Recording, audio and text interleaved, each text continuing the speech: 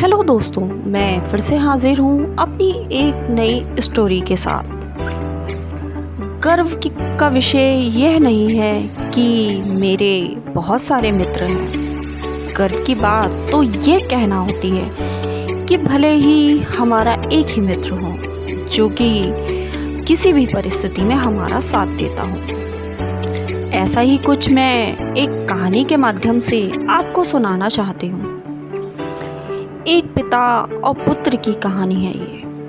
बेटा युवा था और उसको बड़ा ही गर्व था कि मेरे बहुत सारे मित्र हैं। एक दिन मित्रता दिवस पर वह अपने पिता को बता रहा था कि उसके आज के दौर के सोशल मीडिया, व्हाट्सएप और इंस्टाग्राम पर बहुत सारे मित्र हैं जिनसे वह जुड़ा हुआ है।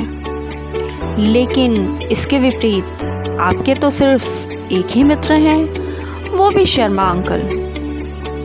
आप एक ही मित्र के साथ बचपन से अब तक आगे बढ़ते आए हुए हैं और कोई आपका मित्र बनते नहीं देखा। हर वक्त आप उन्हीं के साथ होते हैं, आपको किसी और के साथ कभी देखा ही नहीं। पिता मुस्कुराते हुए, समय चाहे कितना भी क्यों ना बदल गया हो, पर हमारे लिए तो हमारा एक ही परम मित्र है, वह है शर्मा। कुछ दिन बीतने के बाद पिता ने पुत्र से बात की कि कुछ दिनों से अपना कारोबार बहुत हल्का चल रहा है, इनकम भी बहुत कम हो गई है। कारोबार को बढ़ाने के लिए कुछ कर्ज लेना पड़ेगा, इसके लिए कुछ रुपए की ज़रूरत पड़ेगी। तुम्हारे तो बहुत सारे अमीर दोस्त हैं जिनसे तुम मदद ले सकते हो और तुम ये जानते ही हो कि मेरा तो केवल एक ही मित्र है। बेटा बोला, हाँ पिताजी, क्यों नहीं, मेरे तो बहुत सारे मित्र हैं जो मेरे साथ ही रहते हैं और मेरी मदद करने के लिए भी तैयार हो जाएंगे। यह कहकर उसने फ़ोन उठाया और एक दोस्त को फ़ोन लगाया। वह बोला, यार कैसे हो? उधर से आवाज़ आई, ठीक हूँ, और बताओ क्या हुआ, आज कैसे याद कर लिया? यार कुछ नहीं, बस कुछ परेशानी थी इसलिए तुझे फ़ोन किया है। कुछ दिनों से कुछ प्रॉब्लम चल रही है। 2 दिन के लिए 5 लाख रुपए की ज़रूरत है। यह सुनते ही उस मित्र ने बहाना कर दिया कि अभी वह बहुत परेशान है और वह उसकी मदद नहीं कर सकता, और फिर फ़ोन काट दिया। पुत्र ने दूसरे मित्र को फ़ोन लगाया और बात की कि यार कुछ पैसों की ज़रूरत है। तो यह सुनते ही फ़ोन कट गया।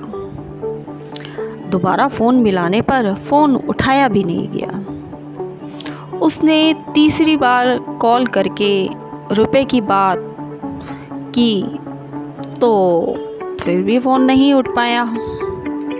अब वह क्या करता? उसे अपने एक मित्र पर तो बहुत ही भरोसा था। अब उसने उसको फ़ोन लगाया। फिर उसने भी पैसों की बात सुनकर तुरंत फ़ोन काट दिया बिना कुछ बोले। उस मित्र के जवाब ना देने पर वह बहुत दुखी हो गया। अगले दिन वह उसके घर गया तो उसने मिलने से भी इनकार कर दिया। अब क्या था, वह तो बहुत ही दुखी हो गया। वह पिता के पास आया और उसने सारी बात बताई। पिता ने कहा, चलो कोई बात नहीं, अब तक तुम अपने मित्र से मदद मांग रहे थे, अब चलो मेरे एक लौते मित्र के यहाँ, शर्मा के यहाँ चलते हैं। वहाँ उनके घर पहुँचते पहुँचते रात हो गई थी। दोनों ने शर्मा जी का दरवाज़ा खटखटाया तो नौकर ने दरवाज़ा खोला। बोले, बैठो, मैं साहब को बुलाता हूँ। इतनी रात को नौकर द्वारा बताने पर कि आपके मित्र आए हैं, शर्मा जी थोड़े परेशान हुए और वह जल्द ही एक हाथ में कुछ रुपए से भरी थैली और दूसरे हाथ में डंडा लेकर उनके पास पहुँचे और बोले, आप दोनों? एक हाथ में पॉलिथीन और एक हाथ में डंडा देखकर पुत्र हैरान रह गया। बोला, अंकल, आप ऐसे क्यों परेशान हो रहे हो? हम तो सिर्फ आपसे मिलने आए थे।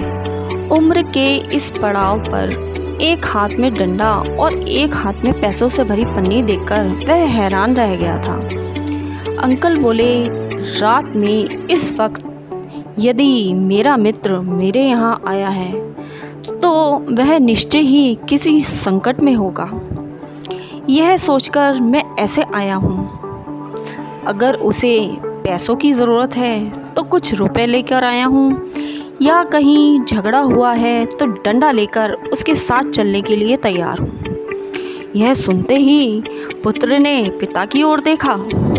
पिता ने मुस्कुराते हुए बोले, देखो, मेरा ये एक मित्र ही एक ऐसा मित्र है कि जिसकी कोई मिसाल नहीं दी जा सकती। पुत्र बोला, पर हम तो यहाँ। पिता चुप कराते हुए बोले, कुछ नहीं, यह है सच्चे मित्र की पहचान, जो बिना कुछ जाने मेरा नाम सुनते ही मेरा साथ देने के लिए तैयार होकर आया है। असली मित्रता वही होती है जो आपके बुरे समय में आपके साथ हो। आपको यह विश्वास हो कि वह आपका हर परिस्थिति में आपका साथ देगा। सच में मित्रता यही होती है। मित्र को गले लगाते हुए पिता बोले, मैं तो सिर्फ पुत्र को मित्रता का पाठ पढ़ा रहा था और साक्षात तुम्हें दिखाने के लिए लाया था। बड़े बुजुर्गों ने कहा है कि भले ही बहुत कम मित्र हो, पर साथ देने वाला हमेशा ही सच्चा मित्र होता है। आपको मेरी ये स्टोरी कैसे लगी, प्लीज़ कमेंट्स बॉक्स में कमेंट करके बताएं। धन्यवाद।